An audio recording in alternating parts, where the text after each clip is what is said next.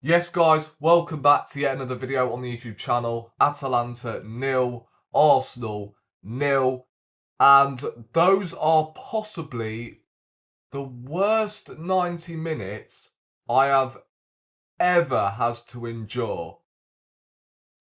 Yeah, you can tell that game was so boring. It knocked me out for 17 odd hours, and coincidentally, I've woken up this morning. Hence the late match review for this one. Oh my god, I'm struggling. I'm struggling to review the game here because we can't talk any goals because there weren't any. No real cutting edge from either side.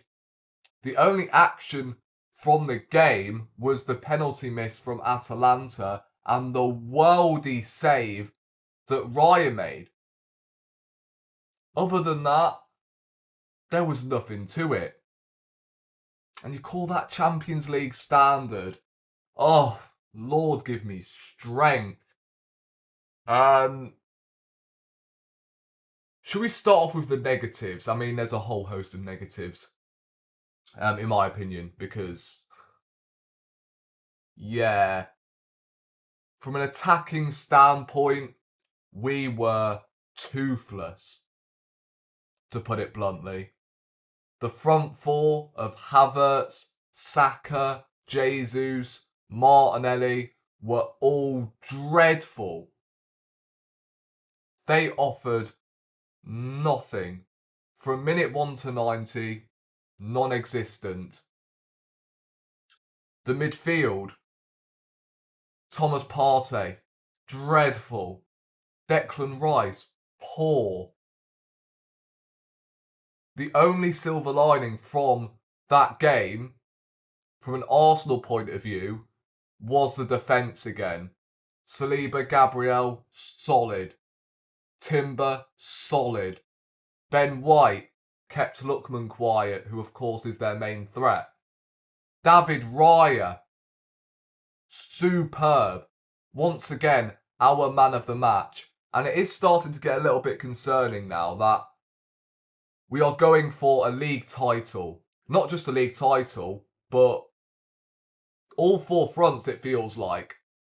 We want to compete for the FA Cup, Carabao Cup, Champions League, Premier League. All four of them, we want to compete.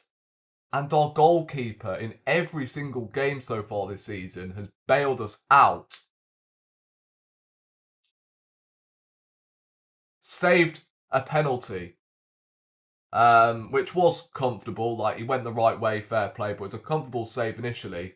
But the follow-up, oh my days, it takes me back to when Szczesny, remember that save? Away at Anfield. Unreal. But that last night tops it 100%. I reckon that's up there with the David Seaman save against Sheffield United. I mean, what a save. In my opinion, he is the best goalkeeper in Europe. Argue amongst yourselves. He is the best goalkeeper in Europe right now. The saves he is making are top draw. And to them lot who were comparing bloody Ramsdale to this guy, there is still time for apologies. I've received enough slack for it. And now you're starting to see how good of a goalkeeper David Raya is.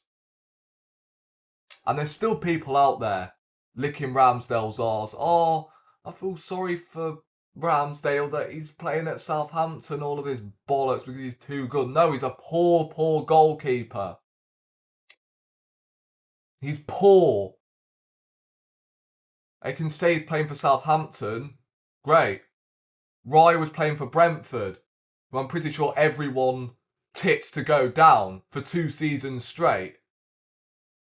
And he made the most saves in that team in the Premier League out of any other goalkeeper. So, look, I don't really want apologies, to be quite honest with you. You lot rep Ramsdale, stay over there. Simple. You lot can watch Ramsdale get relegated, whereas I'll watch my goalkeeper win a league title. How about that? Brilliant goalkeeper. 30 million we signed for David Raya. Brilliant business. And this is where Arteta does deserve credit in the bank for that signing. Outstanding. As I mentioned, the defence, no problems. Saliba, Gabriel, solid. But from the midfield to the attack, dreadful. Absolutely dreadful. This is an Atalanta side who have conceded goals this season so far. They have bloody Kolasinac, Zappacosta, Cuadrado is coming on at what, 36? Is he 36 years old? I need to double check this. Cuadrado. How old is he? He is 36. And we're allowing him to snap shots from outside the box. Like, what is going on? Lookman, he's been a brilliant player for Atalanta, but a failed wonder kid in the Premier League we're talking. Like, come on. And we had pretty much 2 shots on target in 90 minutes. I'm pretty sure we didn't have a shot on target in the second half, which makes it more embarrassing. Yeah.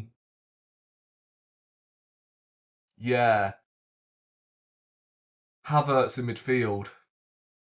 Just end this gimmick with Havertz in midfield. Play him up top or just don't play him at all. I actually thought he looked better when he eventually moved up top. He started to hold up the ball and he started to bring others into play. I think it was him who created that chance for Martinelli. We'll get onto him later on because trust me, I've got a lot of things to get off my chest regarding Martinelli. But yeah, just play him up top or just don't play him at all. He was the one who gave the ball away, I believe, leading up to the penalty. So, yeah, really sluggish yesterday, in my opinion. Saka didn't get into the game whatsoever. Martinelli. Oh my.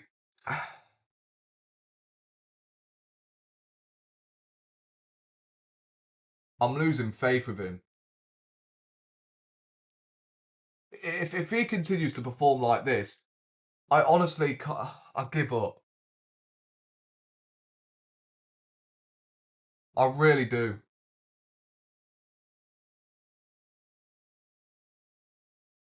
Because every single time that guy gets in a good position,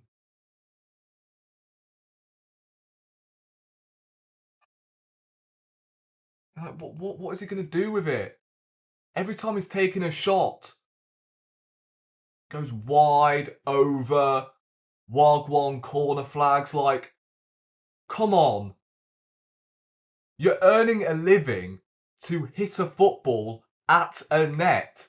How do you miss it that far? Every time he's hitting the ball, falls over. Did it twice yesterday. One in the first half. And in the second, at least get the shot on target. And now I've got to a point where I just don't feel confident. Whenever Martinelli is in a goal scoring opportunity, I just don't feel like he's going to score. And yes, he does need a goal, and maybe we'll have to give him some sort of pity penalty against Bolton, whatever, in the Carabao Cup to get him going, like we did with Havertz last season. But as I said, I'm losing patience. I am losing patience. What is going on? with this guy. Someone needs to revoke his passport and say, look, you are not Brazilian, mate. Like, Jesus yesterday, shocking. You know I'm a big fan of his, but, bro, watch your line. Does this guy ever watch the line? Every time he got hold of the football, he was offside. A man's getting brushed out the way by Kolasinac. Come on. And the fact he was captain last night and he got hooked says a lot. I mean, he's not a centre forward.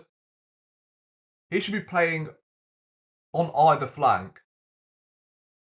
At the moment, he probably could do more than Martinelli on that left-hand side. The fact Martinelli did play 90 minutes baffles me. This isn't me ranting, by the way. If we do look on the positive side, look, clean sheet. David Raya was absolutely outstanding. It is the first game. Italy is a tough place to go. Atalanta won the Europa League last season. And we didn't get any injuries. We took off Saka, so he's ready for the Man City game. But, yeah, ultimately the performance was just dreadful. Flat to deceive. And, yeah, if we play like that in an attacking sense against City, we will not get anything. I can't get my words out today. Yeah, it's a huge game. And, yeah, I think based on what we saw last night, I think we know what's coming against City. With no creativity,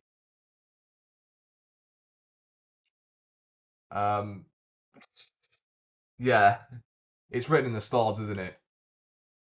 We are going to park the biggest bus you've seen at the weekend. Mark my words. But, hey, you know what they all say? The bigger the better. Oh my days, what a dreadful, dreadful game. Defensively, no problems whatsoever, and it's great that we've got a good defence. We're keeping clean sheets left, right and centre. But the thing is, it's not a problem. It's just not a problem. When we say to ourselves, oh, attack wins your games, defences win your league titles. Our problem is not getting over the line. And what gets you over the line? Goals. So it's all well and good not conceding goals, but if you're not scoring them, then you're not winning games, are you? That leads to, you know, the big trophies, the major honours. I think I'm going to leave it there, you know. I'm surprised I actually yapped Tom for, 13 minutes about that game, because it was dreadful. City at the weekend. I don't know what is going to happen in that game. I mean, are we going to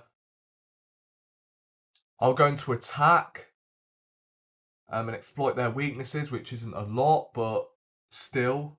Or are we just going to do what we did last season and defend for 90 minutes and play for a point, which I think is what Arteta will do. Our attack have to pattern up big time. Sterling coming on. I mean, let's be honest, right? I hear a lot of fans criticising Sterling. The guy has played a combined 27 minutes so far for Arsenal. And he would have had an assist if Martinelli didn't fluff his lines. So can we just lay off Sterling here? I will judge Sterling once he starts games for Arsenal. Not when he's coming on with, 15 minutes to go. So, yeah.